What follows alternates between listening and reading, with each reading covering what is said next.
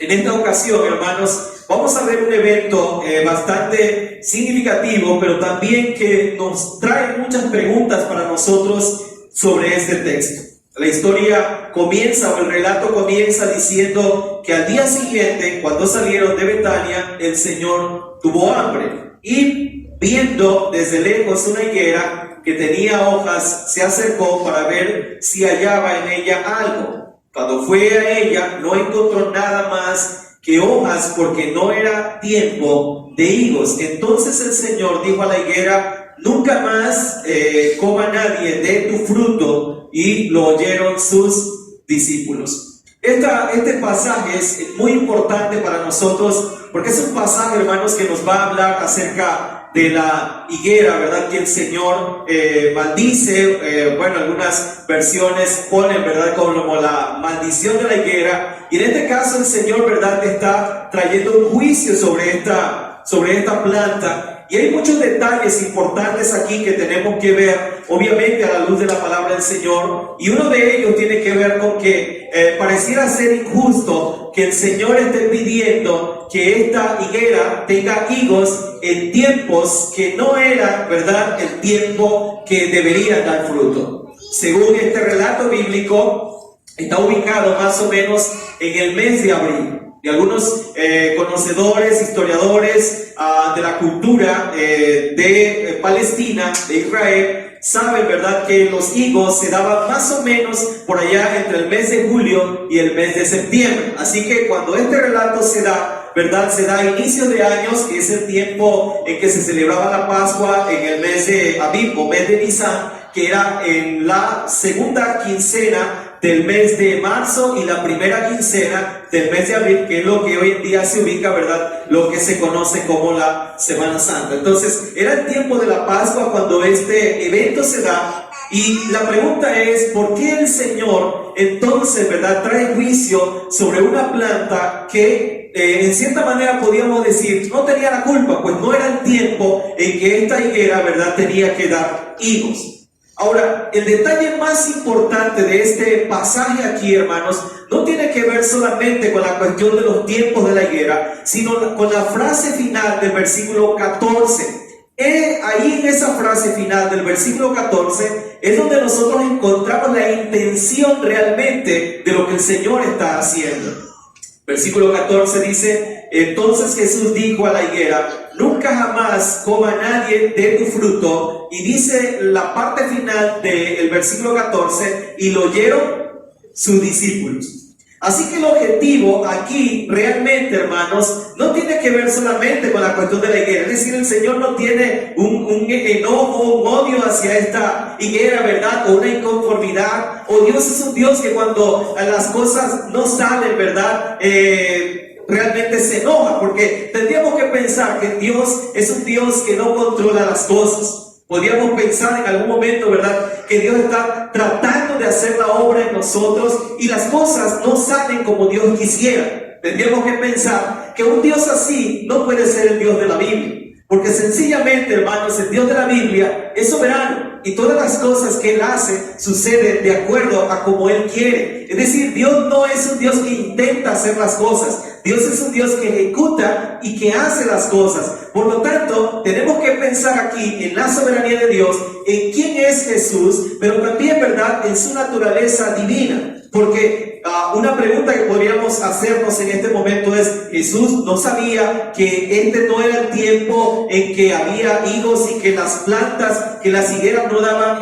su fruto? ¿Será que el Señor ignoraba realmente esto? Por supuesto que no. Jesús no ignoraba esto. Entonces, cada evento en la vida del Señor Jesucristo realmente tiene un propósito. Es decir, hermanos, Jesús no es que va de una manera, ¿verdad?, y por casualidad Él no encuentra fruto en esa higuera. Más bien el Señor tiene el propósito principal de que sus discípulos escuchen. En esta semana ustedes van a estudiar en el Adulam, ¿verdad?, el capítulo 2. Comenzamos el capítulo 2 del Evangelio de Juan, donde se habla de el primer milagro que se registra en el Evangelio de Juan, que es la conversión, ¿verdad?, del agua en vino en las bodas de Caná. Y en ese evento que nosotros vemos ahí en la palabra del Señor, encontramos que cada evento como ese tiene un propósito de enseñanza a la vida de todos nosotros como hijos de Dios. Así que este evento de la higuera, hermanos, no es un evento, no es un arranque del Señor Jesucristo en cuanto a decir, no tuve lo que quise, entonces ahora viene el castigo. Porque ¿de quién depende que los árboles den fruto? De Dios mismo. No podía Jesús, que convirtió el agua en vino, hacer que esta planta diera higos en ese momento. ¿Podía hacerlo Jesús? ¿Tener el poder del Señor para hacer algo así? ¿Recuerdan cuando le pide a uno de sus discípulos a ir por la moneda para pagar el impuesto? ¿Cómo lo hizo? Con un pez, ¿no? Entonces, ¿no podía el Señor que gobierna los mares, que hace que en la boca de los peces encuentre una moneda, hacer que esta higuera tuviese higos? Entonces la mayoría de la gente a veces se centra en la cuestión de la higuera, pero no se centra a veces en la frase final que dice que lo oyeron sus discípulos. Es decir, que el propósito aquí que encontramos en este pasaje es que realmente el Señor Jesucristo lo que quiere hacer es darles una enseñanza a sus discípulos respecto a esta higuera. Y esta higuera, hermanos, prácticamente es la comparación que la palabra del Señor hace de todos nosotros a través del tiempo. Los árboles son de manera muy clara una imagen que la palabra del Señor utiliza para hablar tanto de aquel que camina con Dios como aquel que no camina con Dios. Por ejemplo, el Salmo número 1, el primer salmo de la Biblia, comienza de esa manera: bienaventurado el varón que no anduvo en consejo de malos, ni estuvo en camino de pecadores, ni en silla de escarnecedores se ha sentado.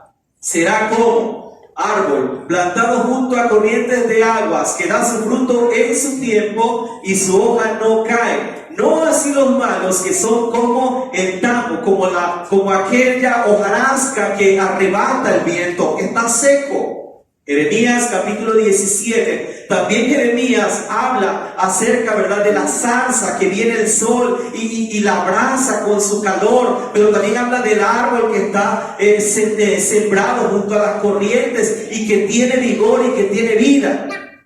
Entonces las plantas para el Señor son muy importantes. Para Dios, la imagen de las plantas dice, ¿verdad?, que el árbol es conocido por su fruto los conoceréis. Y también el Señor nos habla acerca de la higuera estéril, ¿verdad? También de la planta estéril, cuando va a cortarla y dice, ¿verdad?, déjala un año más y después de un año vendrás y si no tiene fruto, entonces la cortas para que no siga haciendo inútil la tierra. Entonces, ¿qué es realmente lo que el Señor está tratando o lo que está diciendo a través de esta imagen en la que Él, ¿verdad?, va y no encuentra frutos?